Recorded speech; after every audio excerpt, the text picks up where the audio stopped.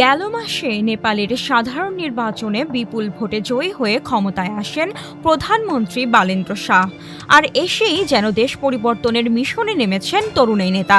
পুরনো জরাজীর্ণ রাজনৈতিক প্রথা ভেঙে শুরু করেছেন নতুন যাত্রা। তবে পরিবর্তনের এই নতুন সূচনা খুব একটা সহজ ছিল না নেপালের জন্য। শুরুতে বালেন্দ্র শাহ ছিলেন কাঠমান্ডু শহরের মেয়র, সেখান থেকেই মূলত পান রাজনৈতিক জনপ্রিয়তা। এরপর নির্বাচনে জয়ী হয়ে ক্ষমতায় বসেই নিচ্ছেন একের পর এক যুগান্তকারী পদক্ষেপ।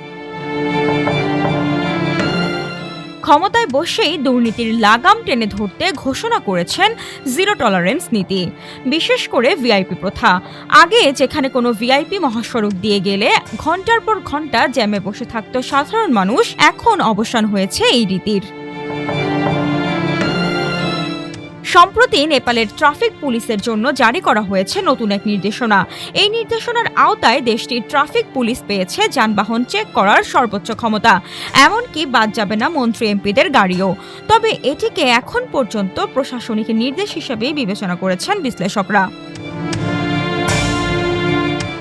এদিকে বিগত সরকারের সময়ে রাজনৈতিক ব্যক্তিত্বদের বিরুদ্ধে ওঠা দুর্নীতির অভিযোগের শুরু হয়েছে চুলচেরা তদন্ত।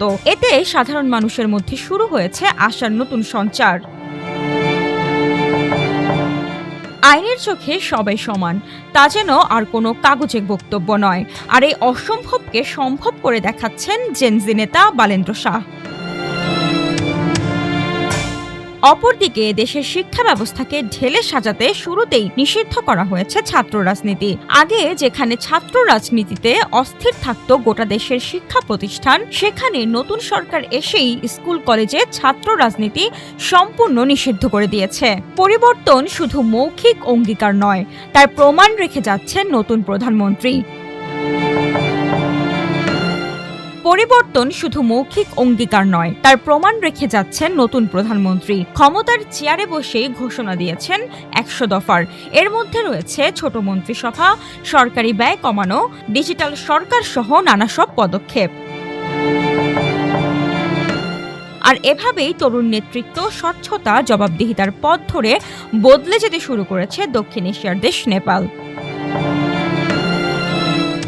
ডেস্ক রিপোর্ট, আজকের পত্রিকা।